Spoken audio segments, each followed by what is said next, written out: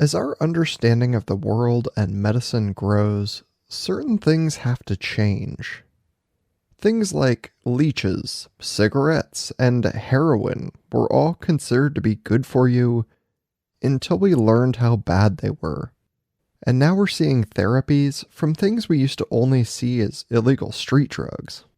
Welcome to the Just Dumb Enough podcast, a show that acknowledges no one is always an expert by dispelling misconceptions with real experts. I'm your host as always, Colton Petrie. My guest today is Jonathan DePotter. Jonathan owns the psychedelic plant-based Behold Retreats. While still a relatively new thing, Jonathan brings a wealth of knowledge from his 6 years working with natural medicines most commonly used for psychedelic therapies: Psilocybin, the magic mushroom, Ayahuasca, and 5-MeO-DMT, the God molecule. It's a wild topic, and I think most people in the world are unaware that these things are legally accessible to most everyone. I know my personal knowledge of hallucinogenic drugs before having this conversation was basically non-existent. Now I'm curious to see the directions that things are heading in and just how much good can come from something that millions have gone to prison across the globe previously for. Let's do drugs? Do medicine. What's the phrase I'm looking for?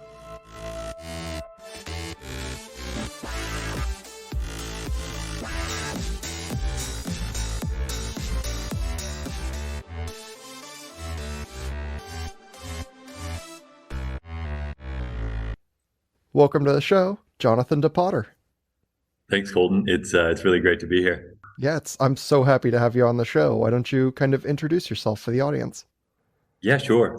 My name's Jonathan DePotter, and I was born in Greece to quite hippie parents, raised predominantly in the US, in Hawaii, and spent most of my life in the corporate world. And now I run psychedelic plant medicine retreats, and I'm very excited to explore that topic with you today. Yeah, I am very excited to hear about this, and I'm sure most of the audience has no idea what we're talking about when you say psychedelic plant, like based medicine. What is all this? Yeah, so there's a number of psychedelic plant medicines out there. We predominantly work with 3 different medicines, which, strictly speaking, you could say is number 1, a fungus, psilocybin, or the magic mushroom. Number 2, ayahuasca, which is the combination of 2 plants, very well known and very potent and powerful psychedelic medicine. And then third and finally, 5-MeO-DMT, also known as Bufo or the God molecule, which confusingly comes from a plant, an animal, and also is available in synthetic form. So it's, people use the term plant medicine as a bit of an umbrella, even as and when it doesn't necessarily strictly apply. Yeah, you're like, one of these is kind of a fungus that's plant-ish. One of them is a mixture, and then the other one could be anything. Yeah, indeed. Awesome. So what came around first? Like when you started working with these as a medicine, like what was the first thing you started with? So I actually had my first retreat with ayahuasca about 6 years ago now, and it was a very powerful experience. It was much more powerful than I expected, as a matter of fact. And I went into that experience as an atheist, and I came out with the doors to spirituality having been opened, but it was a very intense experience, and I don't think I was very well prepared for it. So over the years that followed, and with more guidance and a deeper understanding of this work, really motivated me to support my friends, subsequently my colleagues, and the business that we have today, Behold Retreats, is really just basically a representation of what I wish was there for me when I started out along the journey. Yeah, and what was that like for you? Like, I mean, first of all, what is ayahuasca? Like we said, it's a couple of plants, but what really goes into that? Yeah, so it's I guess by tradition, it's a Native American slash, Central and South American indigenous medicine. And it's the combination of 2 plants, ayahuasca and also chacruna. And they're combined together, confusingly, to make ayahuasca. And there's a lot of different traditions. The medicine is brewed and used in different ways, but often commonly in healing ceremonies, and more commonly in a retreat context. So, generally speaking, 5 day to 1 week long retreats, where we would have, say, 2, 3, 4 ceremonies over that duration. And it's a medicine that you take usually in the evening because it makes you quite sensitive from a visual perspective, and it has very powerful healing effects. So it can help us, clear out past childhood traumas, limiting beliefs. It can also really help with, deeper self-understanding and personal growth.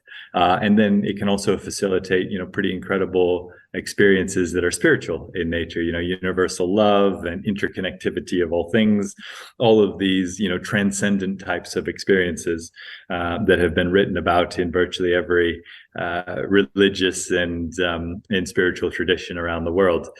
So it really, can facilitate, shall we say, an accelerated spiritual development and understanding. Yeah, as you kind of said for yourself, you're like, I came into this total atheist and I left like pretty open to the idea. How long are these ceremonies? Like each one, is it like one per day kind of a thing? That's right. Yeah. So usually you gather in the evenings, once things have, once the sun has set and it's a little darker. And, it's hard to say precisely. Sometimes, ceremony is wrapped up from 7 p.m. to, let's just say, midnight, 1 a.m. Other times it goes all the way around the clock till 7 a.m. the next morning. And it really depends on the intensity of the ceremony, which this is powerful non-deterministic work. So there's a lot of variables that go into the work, and sometimes people have the opportunity to drink medicine multiple times within a single ceremony. Other times that's not the case, and so that can also affect the length of the ceremonies themselves. Gotcha. So there's quite a lot of variables coming into this, like who you are, how the medicine works with you, how you're experiencing the whole thing, like quite a lot of up in the air math. That's right, and that's why part of what I think is so important for this work is to be prepared. To really know our intentions to step into such a retreat, such a ceremony, and really have done mental and emotional work on ourselves beforehand so that we can surface, some of the things that are holding us back in life and bring those into the ceremony with intention so that we can really work with the medicine and clear it out in the ceremony. Yeah, I mean, that's a very simple idea, but it's something very critical. You're saying have some focus. Like, don't just Yeah. come into this and jump into the deep end of the pool. Like, have an idea of why you're jumping in and what's going on around you. Absolutely. It's these medicines really do respond to intentionality. So the more deeply we have kept an intention for ourselves, maybe, for example, clearing past trauma, childhood trauma, if we're really, in the weeks and even months leading up to a retreat, saying, I'm going to heal all my trauma. I'm going to heal all my trauma. I'm going to heal all my trauma. And even meditating on such a thing, such that, there's a sort of energetic investment that can be reciprocated then when we step in to work with the medicine. Yeah, of course. And so one of the others you had mentioned is psilocybin, which Mhm. I think most people are probably pretty familiar with. It's pretty common to hear, I feel like, in our everyday lives. And it's getting a lot of use, I would say not in the legal aspect, but it's getting a lot of use for people who are saying, like, this is part of my microdosing routine. Is Uh-huh. that kind of how you guys use it? Is in this like micro setting, or do you go like full bore? Yeah, so we don't do microdosing. It's increasingly common, as you say, and with microdosing, I think it can be a softer introduction into developing our neuroplasticity, and can make things like meditation, which can be hard for people, a little bit easier. On our retreats, we actually do higher dose retreats, higher doses. So bit more powerful of an experience. And often people are looking for some support and some guidance around that to really get the most out of the experience, and also to hold the space so that you feel safe and spiritually protected as well. Because with this work, powerful energies can come to the surface. And so, the role of a facilitator, the role of a healer, is really to make sure that people are being well looked after through what can be, a reasonably intense experience. Yeah, and I think that probably keeps a lot of people from ever considering it because they're like, well, I don't want to be in this space, where I'm incredibly vulnerable because I'm on a very, psychedelic or very active drug. Like, I don't want to be too far gone so that people can just like take advantage of me. And you're like, that's not like we are giving you a safe space to do this and guiding you through it. Yeah, quite right. And I think, it's one of these things where there's no such thing as selling work of this nature. Either people feel this really deep intuitive call to explore this and to, be supported in such a way for this deep self-exploration, or they don't really feel called to do this work, or they just prefer to do it themselves because they feel like they have what they need to be able to explore this without any support and guidance. And there's a lot of people who say there's a right and a wrong way, and I don't look at it quite that way. I think this work really does represent a return and also an acknowledgement of the importance of allowing everyone to make their own decisions for themselves. And there's no right or wrong way. It's just what it is that resonates with you. What is it that allows you to feel comfortable to further self-exploration? And for some people, psychedelics is on the menu. For other people, not so much. Maybe it's more meditation or breath work or hiking out in nature, or different spiritual religious traditions that exist. So again, it's really I see psychedelics as not positive or negative. It's a very powerful tool. In my mind, probably the most powerful tool that we have to explore ourselves, the world that exists, the universe that exists within us. And for many people, they have never had an experience where they're able to open up the universe that exists within. And so it's a very powerful experience for those who, again, feel called to pursue such a thing. Yeah, and I think, with both of these, like both psilocybin and ayahuasca, they've started to become a lot more popular into, the mainstream. Like we're seeing celebrities that are saying, yeah, I went on an ayahuasca retreat and I feel fantastic. Like I have a totally different outlook and I feel so much better. And I think that kind of helps people to say like, oh, maybe this is an option for me. Maybe it's something I can look into. But it's very like shrouded in mystery. It is. It is. And I'm glad you raised that, because as psychedelics and ayahuasca in particular moves more and more into the, public zeitgeist, shall we say, what that does mean, and the potential risk that comes with that, is that people are more of a mind yes rather than a soul yes, if that makes sense. And so there's kind of this societal pressure. Oh, you have to go try this. It really changed my life. And people hear that a couple of times. It's 10 years of therapy in a week, and all of these incredible positive transformations that are possible. But there are lots of challenging stories out there as well. And so, a business like ourselves is obviously, interested in amplifying the upside. But there's a lot of sad stories out there. If you look up ayahuasca and abuse, you're going to see any number of stories about, unfortunate situations where the person who is facilitating was not, in alignment with the sensitive nature of the work, and stepped out of line. And that's just really common. And unfortunately, this is a nascent and still unregulated ecosystem. So for those people who seek to do this work in legal locations, that requires a flight to, say, Costa Rica or to Peru or to Mexico in order to do it in an environment where there's no prohibition against the work as there is in the U.S. So I think it's great that more and more people are building momentum into exploring the self, whether that's through psychedelics or otherwise. But it comes for us as a business. It kind of comes with a little bit of a asterisk next to it, in the sense that we really have to put a lot of time and energy to make sure that people are truly ready. Yeah, it's a lot of responsibility, especially when you're talking like, look, you can't do this in your home country. It's illegal, it's banned, it's whatever it is. Like, we need you to come to our location to make sure that you're taken care of.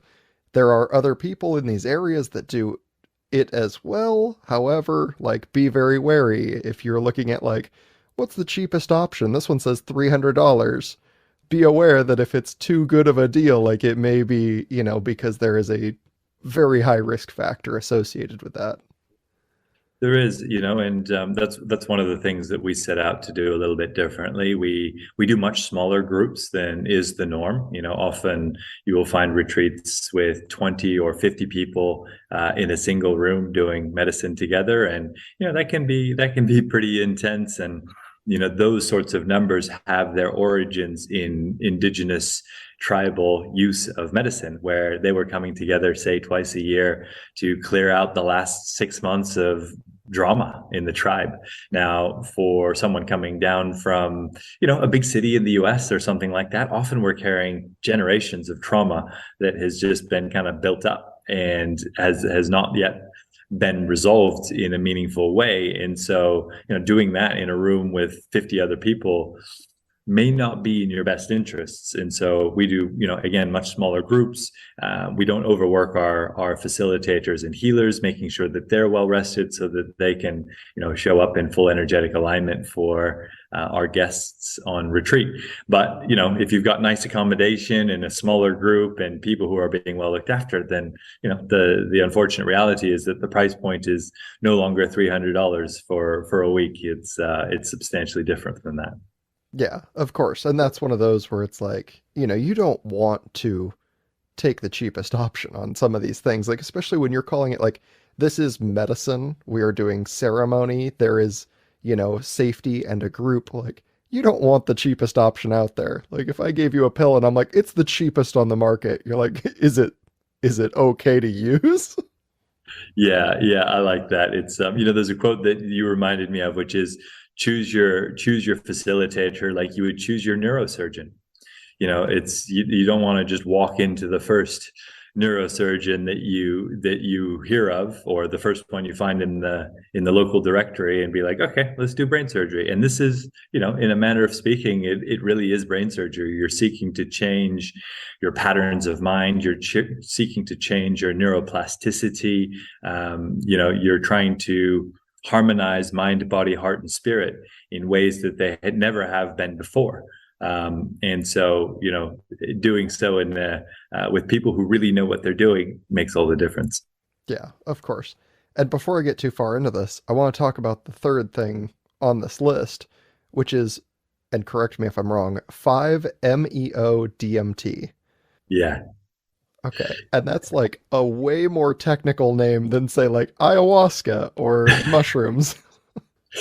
Yeah, it's a powerful medicine. It's generally recognized as 4 to 6 times more powerful than ayahuasca. And for people who are practiced meditators, it's a pulsable starting point, very potent starting point for sure. But for anyone who's not a serious meditator, I would steer them away from that medicine in the first instance, just because of its potency.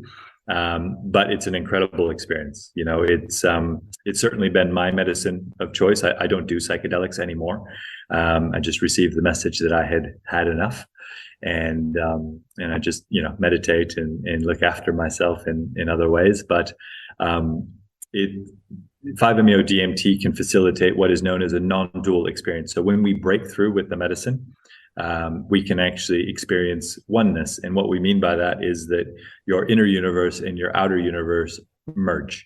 So there's no more outer world and inner world. it's all just one. And so yeah, there's no more subject object, and we can go up to very high vibrations and have, you know, very profound insights and downloads from this medicine. We can also, you know, equally go down to very low places and release stuff that's really tucked away way down there. And you know, I think this is really, I think it will be the future of psychedelic medicine, just because it is so powerful, but only once people have really begun to harmonize their own consciousness and they're able to calibrate, you know, towards true north, shall we say, a little bit better. It's definitely not something that you would start with without any past experience, I would say. Yeah, anyone that missed that part earlier in this conversation, this is the one you called the God molecule, in case you're like, yeah, it's a little serious. Indeed, indeed, you know, and it's aptly named. It's you know, we've had guests that have come on retreat and some skepticism, and yeah, okay, does this work? And yeah, breakthrough experience. And once you know from your own lived experience that everything's okay, there's no going back from that. Like you're able to reconnect to that sense of inner knowing that like it's all one, everything's okay, and you know, it will change your life forever. Yeah, I mean, it's certainly an experience I don't feel like we're going to get in other places where, like you said, you know, yourself, your internal, you know, machinations and everything, like combining with everything around you. That's not really an experience where you're like, oh, can I simulate this in some other way? You're like, no, we're going to kind of just mash these things together for you, and then you're going to learn what that experience is like. Because even now, it's hard to describe. Like, I don't have words that would give like good foundation to what that even means conceptually. Yeah, exactly. And well said. You know, people often use the word ineffable, impossible to describe.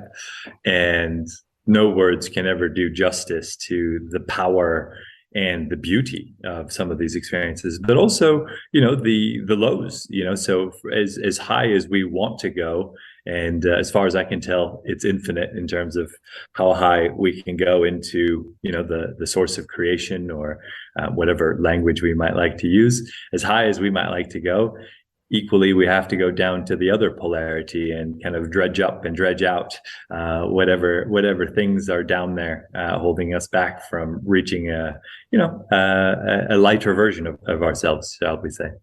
Yeah. And the only thing I had kind of heard, you know, other than like some treatments that are going on about DMT, is that it's very short. Like the experience itself is much shorter than almost anything else. That's right. So there's a distinction I'll make between DMT and 5-MeO DMT. So DMT is actually the psychoactive molecule within ayahuasca, and 5-MeO DMT it's related, but it is substantially more powerful. And you're quite right. You know, when you smoke 5-MeO DMT, which is the normal way to take it, or the most common way to take it, it's generally something like a 30-minute experience. But if we break through during that experience, we cease to understand time as we presently do. And so the whole concept of time goes away for pretty much the duration. So time isn't really relevant, shall we say, in that context. Yeah, it's just a very different, you know, when we're talking about like, oh, using ayahuasca, if you have this very long ceremony and session and you're doing a lot of work, like you might be at this for 12 hours and it may feel significantly longer, you know, during that. But you're like, 5-MeO DMT, it's about 30 minutes, but the time inside of that is null and void for all intents and purposes. Yeah, you know, and it's as you begin to work with that medicine, like the way that I sometimes describe it is like, first, when you start with 5-MeO DMT, the bus is driving you. Like you really don't have much say in exactly what's going on. The medicine has something very specific in mind for each and every one of us, as I can tell. You can, of course, set your intention, but once you're on the rocket ship for the first time. Like, you've pointed in a direction, now the rocket ship is doing what a rocket ship does. But then subsequent to that, do begin to be able to, I say, turn the wheel a few degrees left, a few degrees right, and ultimately begin to, navigate the inner world much in the same way as we can with other medicines like psilocybin and ayahuasca. But it really takes some development of your own mental and spiritual capacities to be able to work with the medicine in a way that allows you to navigate the very many dimensions that do exist in a meaningful way. Yeah, and like you said, this is kind of the advanced medicine part of this where you're like, I wouldn't just jump into 5-MeO DMT. Like, maybe, try ayahuasca. And is there a natural stage, like somebody trying to get into the psychedelic, medicine world? Should they start with psilocybin and then move up to ayahuasca and then move up to 5-MeO? Yeah, I mean, there's no right and wrong here. Some people do intuitively feel called towards 5-MeO immediately. I'm actually in the midst of replacing myself as CEO within my organization. And the lady who's replacing me had never done any psychedelics. She went straight to 5-MeO DMT, had really an amazing, amazing first retreat with us, and has done, various other medicines with us since then. But she just knew that was going to be her medicine. And it's not our place to say no. It's our place to understand why it is that they've chose that medicine, whether they're truly ready for that medicine, and if the soul just feels that that's the path and that's what they're doing, then great, beautiful, and so be it. But generally speaking, people do feel called towards a psilocybin or ayahuasca retreat in the first instance as they're getting started. And there's not that many people are meditating. I would love to see some statistics, but most people still really struggle because this thing is just super active. The mind is going, and so they struggle to meditate. And with some help from psilocybin or ayahuasca, we can turn off what is known as the default mode network of our brain, or at least dampen down the default mode network of our brain for the first time, which really allows this exchange of information between regions of the brain that don't normally exchange information. And so that's part of what allows so many of the benefits to come through. But that also shows people, it can really facilitate and help people in their own meditation practice, because now they've had this experience of this default mode network being dampened down, and they go home and can really begin to work on their meditation practice. Yeah, and this all sounds incredible, like the things it can offer you and the experience itself. Now I'll ask the question that I'm sure someone like my grandmother would immediately want to ask, which is this all safe? Are they safe to use? It's a good question to ask. So the short answer is yes, with an asterisk.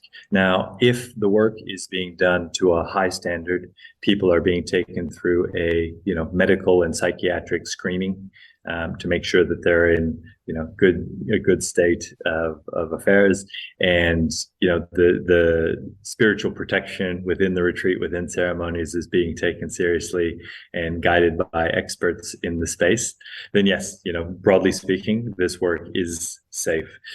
The one caveat to that is the biggest risk is people that are between 20 and 30 years old, who have a genetic predisposition to schizophrenia or psychosis or bipolar, but they have not yet had a major break. So these are people who probably would have had a break somewhere in this decade of their lives, but they haven't had one yet.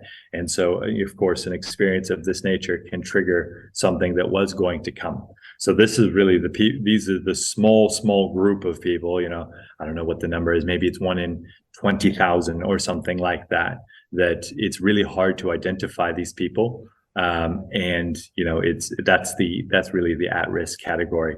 All else being well planned for professionally and screened for, etc. Yeah. Otherwise, and I assume that's what the health screenings and things are for, is you're like, hey, let's talk about family history. Do you have a family history of schizophrenia? maybe Yeah. psychoactive drugs are not for you. Exactly. And so, usually like we do a lot more with each of our guests than most of the retreat centers out there. So we really do orient our services around the individual. So it's not like, hey, you know, go to our website, book now, and you're another butt on another seat on another retreat. We really like to see the whites of the eyes for every single one of our guests to say, is this person really, is the energy aligned? Are they ready for this? Do they have a lot of fear associated with the experience? Where's that coming from? All of these sorts of good things, so that we can, we can make sure that we're upholding safety first and foremost for all involved. Yeah. And the other thing I had just kind of wondered because I had heard about it, being used in other places or in other points in time or just in conversations because there's other psychedelics out there. Have you considered any of the others, or is there reason to steer away from some of the other psychedelics? Yeah, good question. You get as many opinions on this subject as there are people who have an opinion on psychedelics, which is, as far as I can tell, one for one with people who have taken psychedelics. So, no, that being said, I think it really comes back to intention. Why are you using psychedelics, and why is it that you are hoping to use this one or use that one? And just doing your own research and getting your own clarity on what draws people in a particular direction for particular experiences. And there's also, I would say, nothing wrong with exploration for the sake of exploration. So in my case, given that I was setting up a psychedelic retreats business, I felt it was in my interests to develop a broad understanding of the medicines that are out there. Now, that being said, I have a good understanding of the popular medicines, but there are many, many, many, many, many more that are far less popular and far less available. So, for myself, I have experience with LSD, with mescaline, with iboga, and some of the others out there as well. But there's hundreds of others that I do not have experience with because they're just far less popular. And there's very little demand for those on the long tail of the various psychedelics that are out there. So again, I come back to encouraging people to educate themselves with respect to the various medicines, and just understanding why they're being drawn in one direction or the other. Yeah, absolutely. So when people come to your retreats and they're talking to people, is there kind of, I don't want to say like a most common, but like a general like starting point where most people come in and they're like, this is kind of what I hope to get out of this? You know, what I always say with this one is that be, we can see now with the science the breadth of applications that are coming through. So, healing past trauma, grief, anxiety, depression, eating disorders, smoking cessation, weight loss. There's a research piece that has just been released that shows a correlation between people who have done psychedelics and physical activity. So the list becomes quite long. And then, a healthy skeptic would go, well, hey, what's going on here? Do psychedelics cure everything? And the answer is yes and no. In my experience, and again, this is my subjective truth, it's all consciousness. It's all one thing. And so once we see that for ourselves and we release those things that are not us, then we can get this broader and deeper understanding of who and what we really are, and develop the knowledge of our own mind, body, heart, and spirit to further advance ourselves, and to just really let go of anything that's not us. And so to come back to your question, certainly a lot of people who are seeking to heal past trauma certainly a lot of people who are feeling stuck or just not themselves anymore. We do attract a large proportion of professionals who I would say have reached a point in their life where what has been working for usually a decade or two is no longer working, right? So either their relationship is falling apart and they don't know why, they don't really understand the role that they've played in that, or they no longer feel excited about doing the work that they do. They're feeling a little bit apathetic. They're feeling stuck in life. They're in the middle of a transition, perhaps leaving their job and moving into a sort of more retirement or semi-retirement. They're looking to reconnect with their joy for life, or they're looking for a spiritual experience. And so the variety of motivations are many. And then also we have, I would say, probably, I would say 20% of our guests are on some SSRIs, some medications from a pharmaceutical perspective, and they don't want to be on those anymore. So we can guide them through the process of coming off of those medications and coming onto a retreat to really begin to heal the mind. We have pretty good success rate in terms of those people staying off the meds. So that's another big motivator for a lot of people. Yeah, and I've certainly heard a lot of people just kind of using, ayahuasca or any of these sorts of things to help in treatment for PTSD. And that Yeah. seems like a very delicate line to walk because it's not necessarily like, we've talked a lot about dealing with your past traumas in these ways. That's kind of an uncomfortable experience. That's a bit more on the low side, I would assume, as opposed to like, I want to search for a higher spiritual purpose. Like dealing with a pretty, traumatic experience in your past, like that's got to be a bit of a fragile eggshell type of walking. Yeah, and I think a lot of people have big traumas from their past. The question is to what degree they are aware of them.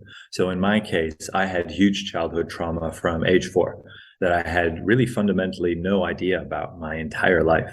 It was, the brain is very an advanced machine that is really good at hiding things from itself to allow it to continue to operate. And so I had this huge childhood trauma from age 4. Again, I had no idea about it. And so working with psychedelic plant medicine was really fundamental to me actually going in and being able to relive this experience and then release the energies that were in my body associated with that experience. So it was almost like some like precision surgery. It went down. I feel like I went down into this, very low dimension, relived this traumatic experience. It all happened relatively smoothly and relatively quickly. And then out and from down on the right side of my abdomen, it was like this big stone had been removed and it came up, and out and straight out of my mouth, basically, not in a physical form, just in an energetic form. And I genuinely felt like I weighed 20 or 30 pounds less coming out of that experience. And it was like weight that I had never regained. It was for the day or two that followed, it was really like something was missing from my right hand side, but in a like liberating sort of a way. And really, in a deep way, it was that experience because, I count myself super lucky, like very loving parents. They never projected very much on me whatsoever. And protected me as best they could. And yet I had this very traumatic experience. And so the moment that I was able to connect with that and release it, it explained so much about these aspects of myself that I was struggling to understand. So, previously I was much faster to frustration and anger. And, I was sometimes not very nice to myself as well as to others. And it was like, oh, well, there was this trauma that took place that kind of, in some ways, kind of informed some of these behaviors. Not to excuse myself, but there was something there. There was a relationship between this previous trauma and some of the less beautiful aspects of my character. And so once I was able to release that, I was able to see and acknowledge that and begin to work with that in a way to adjust the character in a nice way, shall we say. Yeah. And as you'd said, this kind of bypasses some of those like the default mode of your brain kind of works around this.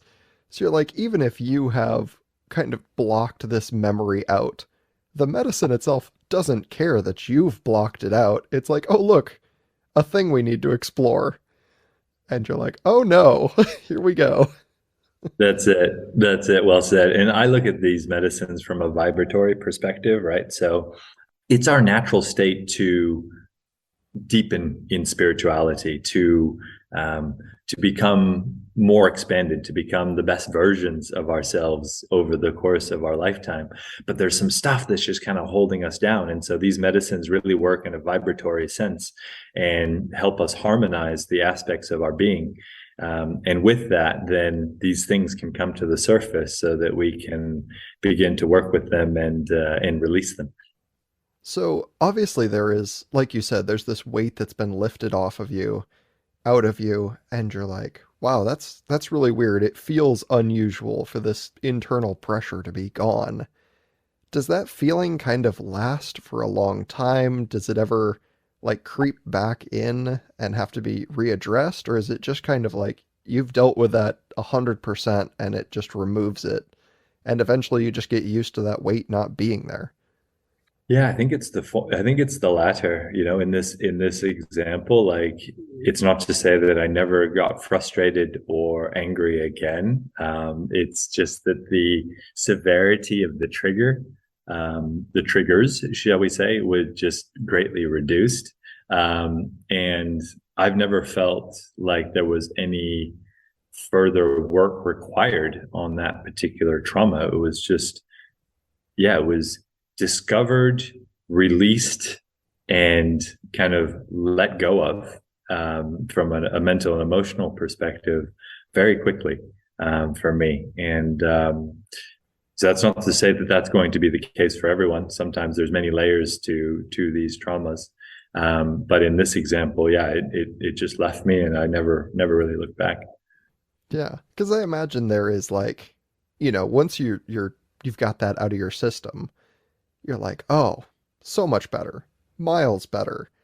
And then a while later, I don't know how much longer, but a month, a year, something, you're just like, it feels like there's still more in here. How often can or should you, go through experiences like this? Like, how often should you be doing a psychedelic retreat if you feel like you still have problems? Yeah, there's a couple dynamics that are, I think, important in relation to this. The first is self-acceptance, and balance and self-love, because in going through an experience like this and releasing a trauma of this nature, a natural question is, okay, what else is in there? If that was in me, then what else is in me? And a lot of these traumas have been passed down through the ancestral lineage. So we've got many generations of stuff that has accumulated and has been passed down. And depending on whether or not you believe this, I do, I didn't used to. There's also past life stuff there from our own individual past lives. And so one of the risks that I see is that people take a bit of a warrior's mindset to their quote unquote healing work, and they throw themselves a little bit too aggressively into the work to be done. And I know I have certainly done that. There's a number of my team members who sheepishly admit to having done the same at different periods of their life. And to really be patient with yourself and to tap into your intuition, to stay balanced, and to do the work, which is, in my mind, it's like daily meditation, eating well, exercising, mental and emotional work, like really becoming much more conscious and aware of when we get triggered. Why did we get triggered? When those moments arise, leaving the room and really just doing the self-exploration work to try and understand what is it that happened there? How is it that we can manage ourselves better, do the self-parenting work? And that's the work to be done, not to attend another psychedelic retreat. So we always encouraging people to try to make more progress with less medicine. And then of course, as and when the time is right, consider another retreat. retreat, but I really think that this is such a powerful tool for making more of ourselves available to ourselves. And the real work to be done is to deepen that connection with ourselves, and to be able to continue to do that without any medicine. And so, yes, it's a powerful tool. Yes, it's exciting. Yes, we want to do more of that. But at the same time, it's, we don't want to get distracted by the light show. Yeah, you're like, pace yourselves. I get that the experience in itself is exciting, but is it beneficial? And you had said like you reached a point where you're like, I think I'm all done. Like I don't need to utilize this anymore. I've kind of, used it to the best of its ability, and I feel like I can manage everything moving forward on my own. Was that like a light switch moment? Like it just clicked on and you were like, oh, I'm done. It was something that I intuitively felt. As you do more and more of this work, you do tend to further develop your sensitivity. So sensitivity and consciousness you could pretty much use interchangeably. And so you end up using less and less medicine over time. And I had met some facilitators who were like, "Oh, you're not using enough medicine." It's like, yeah, I only need like the littlest bit to send me to to some pretty spectacular places. And so I intuitively felt that I had kind of quote unquote had enough. And then I got some external confirmation from that. I was actually had a reading with a channel, and she says, "Wow, you've got a lot of substances in your system, and I'm receiving that you might consider taking a good long break from those substances, and further your own self understanding without any outside support." Because it's funny. I got into a little bit of a back and forth with someone recently, all in good spirit. But they were saying, yeah, like ayahuasca is my spiritual path, and I was like, hey, look, like I sell ayahuasca retreats for a living, and let me just say that ayahuasca is not a spiritual path. It's a very powerful tool to help you and to accelerate your spiritual path. But it's not a spiritual path in of itself. And they really took offense to that. And they're like, no, this is my spiritual path. And it's like, look, with all the love in my heart, like, my recommendation to all people would be not to attach their spiritual path to something external. Like there's so many good external things, whether those are teachers or spiritual traditions or a psychedelic retreat or hiking out in nature. There's so many ways, so many things that are out there that can really facilitate our own spiritual development. But ultimately, the spiritual development is all about your inner world, and making sure that we don't attach too strongly to anything on the outside to further our own inner development. Yeah, because I'm sure there's a lot of perception out there where people are like, oh, they're just, building these foundations up so that they can do drugs as much as they want. And you're like, I'm doing the opposite. I'm trying to use as little as possible. Yeah, and I think that's right. It's really another dynamic that's important is that what I call the vibration of the portal determines what progress we can make on a single retreat.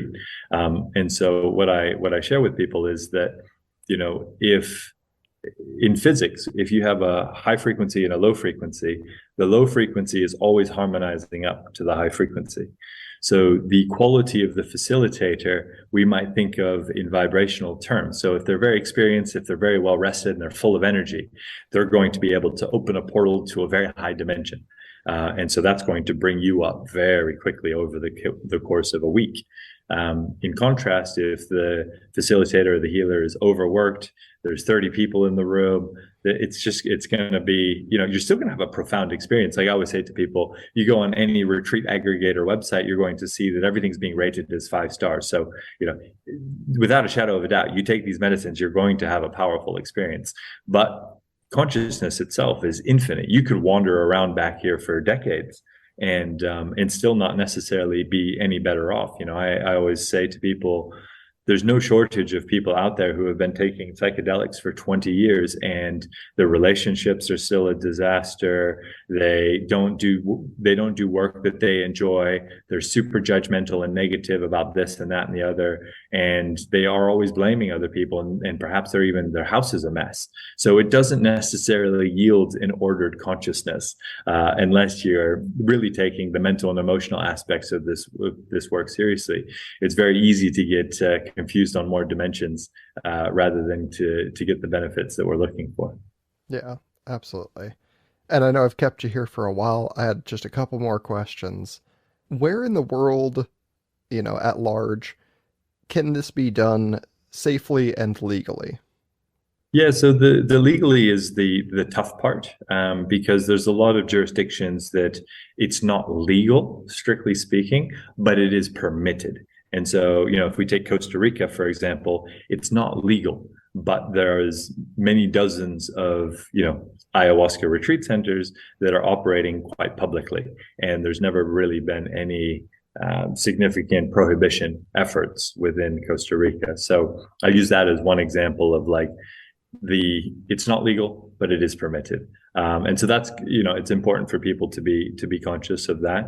And to do their own research on the various countries if they're interested in exploring a retreat, to understand the pros and cons of various locations, and then safety. The people who do this work well want to live in places where the work is permitted. They don't want to be looking over their shoulder, every time they facilitate a ceremony, thinking, "Oh man, I hope this or that doesn't happen." So it tends to be that the people who have really committed themselves to this work, and they see that as a path for them in terms of how they live their lives and how they be of service to others.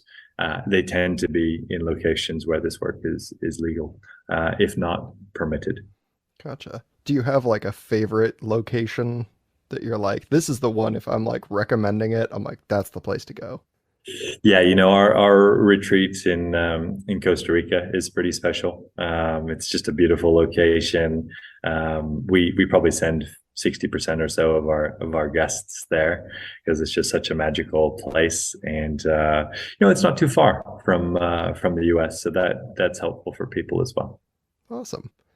And just lastly, and this is, I guess, a big question that could have kind of a broad, like, yes or no to it. When do you think that we will see things like this legalized in countries like the US? Yeah, so they've already legalized psilocybin, the magic mushroom, in Oregon. That was, I guess, that was last year, Yep, that's my and state. there you go. And so it's a bit fraught, right? If I don't know if you've been keeping up to date with the latest and greatest there, but certainly there hasn't been a great deal of, shall we say, commercial excitement around it, because the way that they've split the requirements between a person who provides the mushroom, a facility that actually hosts an experience, and a person who actually facilitates the experience. So there's a lot of overheads, there's a lot of question marks around federal taxes, and a bunch of limitations around who can and cannot and how it can be served. And so actually you end up with this quite funny dynamic whereby the people who are the most experienced in doing this work have no interest in stepping through a formal program in order to be limited in what they can and cannot do. And they're just like, sorry, I've been doing this for 20 years. It's not your place to tell me what I can and cannot do after I pay you $10,000 for the privilege of you telling me how to do what I've been doing for 20 years. So you end up with this dynamic where you've got a bunch of young 20-somethings, often who are super excited about becoming psychedelic therapists and facilitators, etc., having the stripes and the accreditation and the plaque on the wall, shall we say, with much less experience, and then the underground people who been doing this for a long time saying, look, I'm going to continue to do these at my place as I always always have done, and I have no interest in any of your rules and regulations. So I think Colorado is another interesting one to watch. There's certainly being a lot more liberal, I would say, in terms of decriminalizing the personal use thereof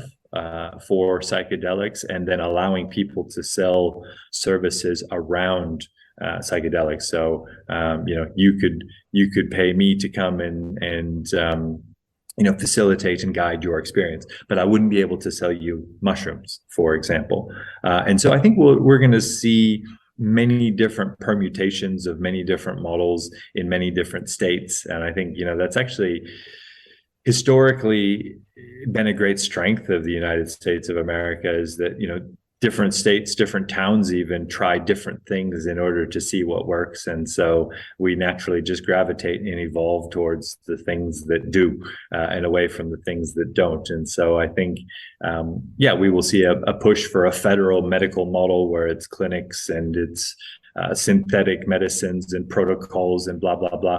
And I really don't think that will work. I think the missing ingredient with this work is, at the most basic level, it's love. And that's not something that we typically feel when we step into a clinic or we step into a hospital. And hopefully that can change over time too, because, that's something that we want to feel everywhere that we go. But the people who do this work well, they're really coming from the heart. Yeah, it's not like, place your insurance card here, now let me give you a hug.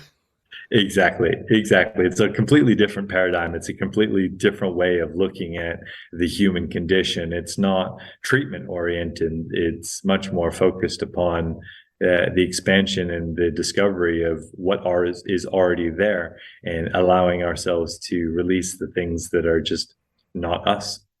Yeah, so in a short way, we could see it legalized in more places relatively soonish, but we're not going to see the beneficial effect until people are able to, bring their operation up the way they want to, the way that they are, ready to run and facilitate, like you said. Until they can do those things, the whole legalization of it is a very minor step. Yeah, exactly. And I think, even that being said, let's just assume that it was legal in 50 states, right?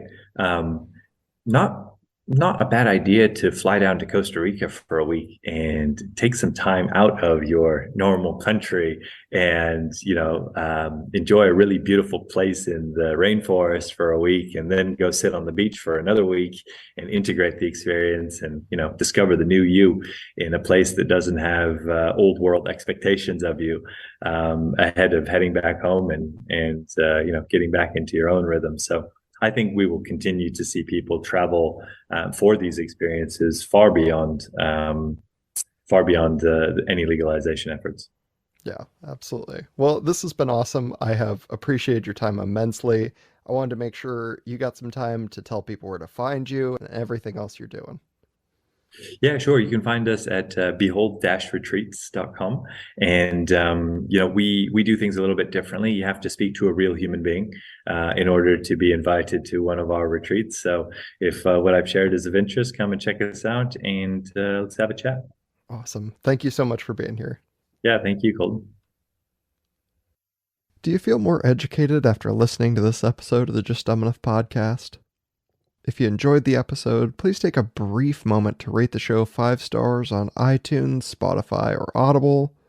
If you're not listening on any of those, leave a comment wherever you are listening and tell me what you think of the show. If you really like what I'm doing, remember to subscribe for more episodes every week and check out the ever-expanding backlog. Let me know what you'd like to hear next by reaching out and emailing me, dumbenoughpodcast@gmail.com, or by sending a message to me on any of the show pages like Facebook, Instagram, Twitter, or wherever else. I'm always looking for new topics, guest ideas, and questions from the audience. The updated March rankings as we just passed the midpoint.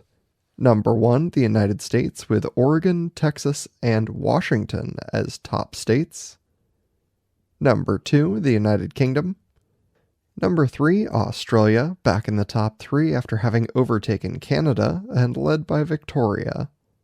Number 4, Canada, with Ontario firmly holding top province. And number 5, Sweden, beating out Germany and New Zealand.